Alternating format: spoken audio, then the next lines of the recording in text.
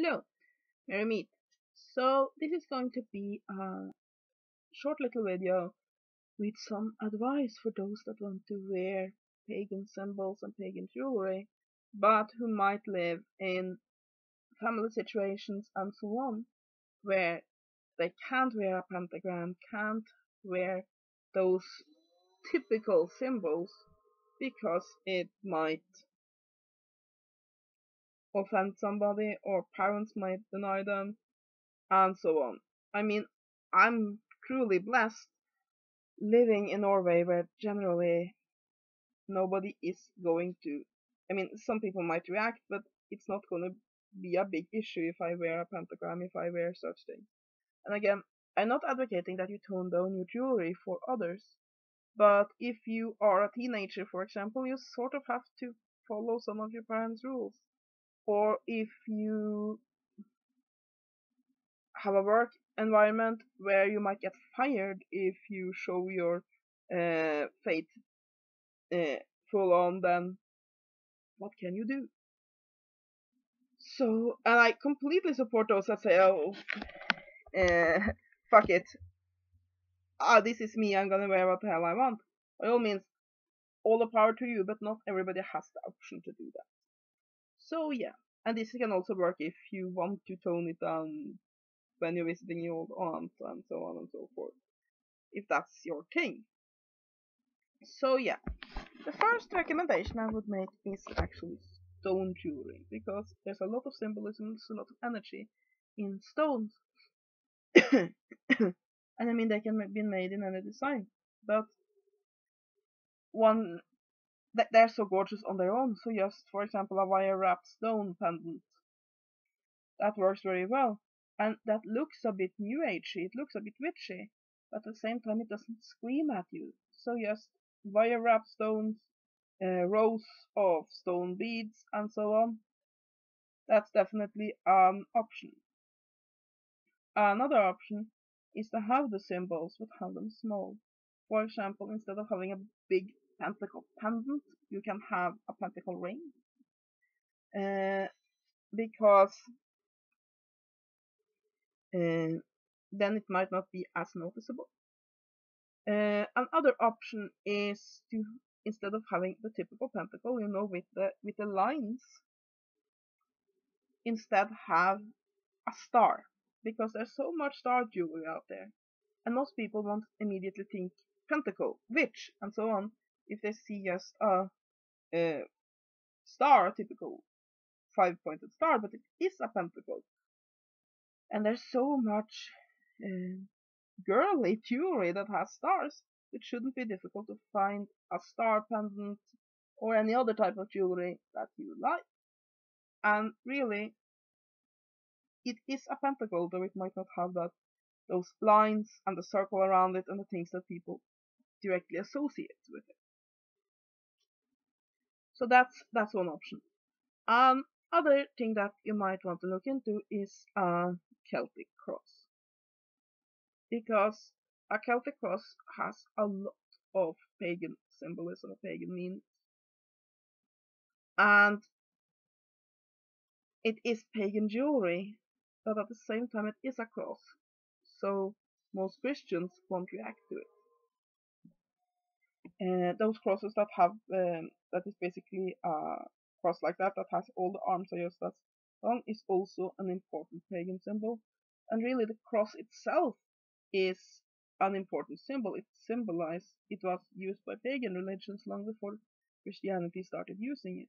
And one of the things it does symbolize is, just as with the ankh, it's the line going up symbolizes spiritual development, the road of man, and then we have the vertical line, which the horizontal line, I mean, that symbolizes the threshold to the spiritual world, and then the line continues over it, which then symbolizes the consciousness and soul ascending up into the spiritual. And since The story of Jesus very much is the story of the sacrificed and reborn king. A crucifix can very much be a symbol of the God. I mean, I use that in my, like I showed it before, I have this, I call it my little pocket altar, where I have this mini rosary with a crucifix. Symbolize the God because it symbolizes the idea of the God as being sacrificed for the good of the land and then resurrected. And I have this little anime girl for the goddess. And I have this orgone uh,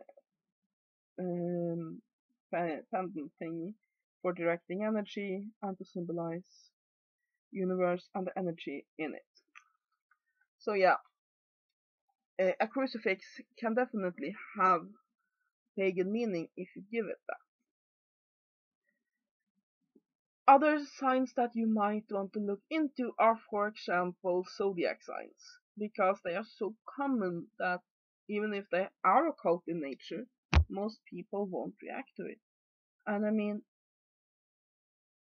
there are some gorgeous zodiac pendants that show that basically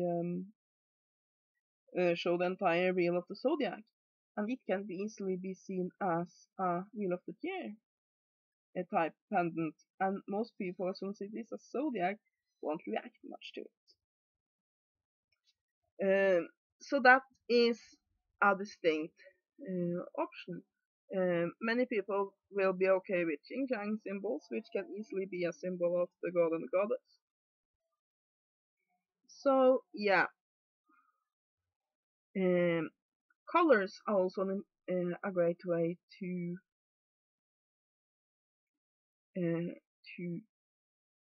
have personal symbols that might not scream out to everyone. For example, I usually see the goddess in green and the goddess red, and as such, for example, a symbol that a pendant that combines green and red could then easily be a symbol of the goddess and the god.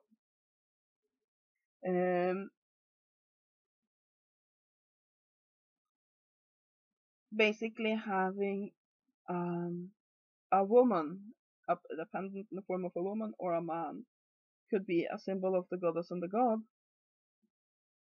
There's so many options. You don't have to have jewelry that screams I'm a witch for you to be able to wear personal jewelry that reflects your beliefs. So yeah, shells, basically jewelry made of shells, is symbolic of the goddess. There are so many things that you can wear. So what I really suggest is that you go to find a book on correspondences. Llewellyn's, I think it's Llewellyn's Complete Book of Correspondences is very good for that. And you just look at what do you want to symbolize with your jewelry. And you look down there, what things are connected with this. And I'm sure you by that can find some sort of pendant, ring, earring, jewelry of some sort that will give you that symbolism that doesn't have them, that doesn't make people react like, for example, a pentagram does. So, yeah, for example, sometimes people react to this symbol that I almost always wear. I take it off when I want to wear another pendant, and then it goes right back on again when I undress for the night. And what people react to is the little crossbar down here, and they say, is it a satanic cross? No, it's not. It is the symbol of essence in alchemy. And it's also in the role-playing game I play most. It symbolizes pure, basically straight up magic. So for me, this is a symbol of the great energy, and I'm an energist. So, but yeah, people react to this, actually react more to it than pentagrams. But yeah, but like I said, I live on my own. I have tolerant family. I am lucky. And I think that a lot of us that are lucky in that respect, we forget that there's so many pagans out there who can't be themselves because of family situations, because of work situations, because they live in communities where they would be completely frozen out of the community if people knew that they were pagan.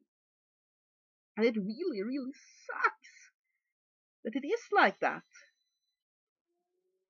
But, I mean, what can you do? Sometimes kids are in the picture. You can't risk your job if you have kids to support, and so on and so forth. So, not all people are free to say fuck you to the establishment, fuck you to those that might bully them and just be themselves.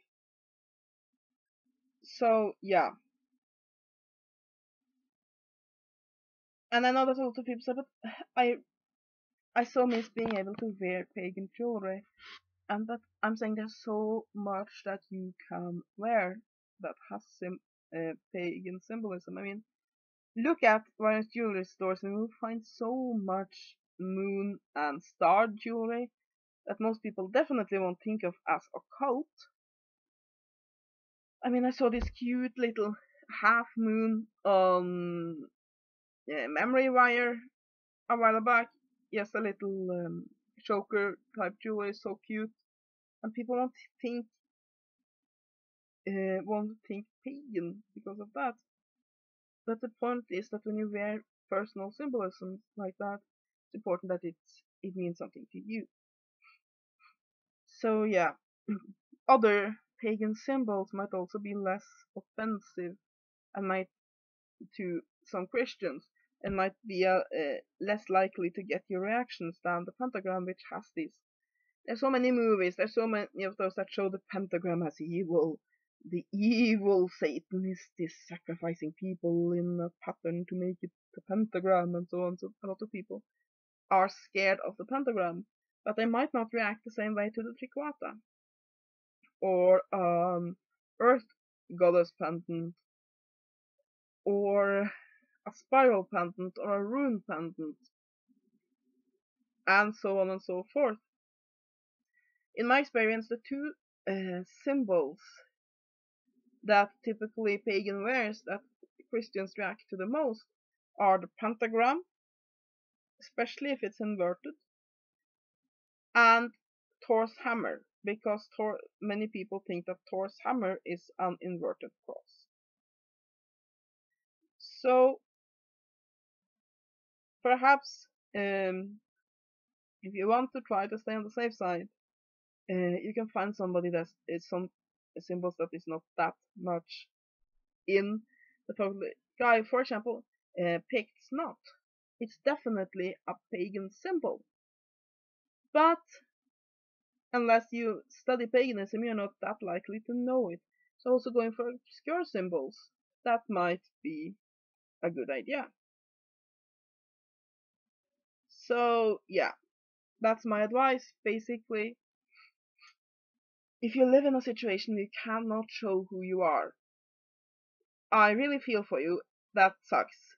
But at least here's some advice for how you can wear personal adornments to symbolize your faith without necessarily everybody knowing that's what you're doing. So yeah, have a great day and blessed be.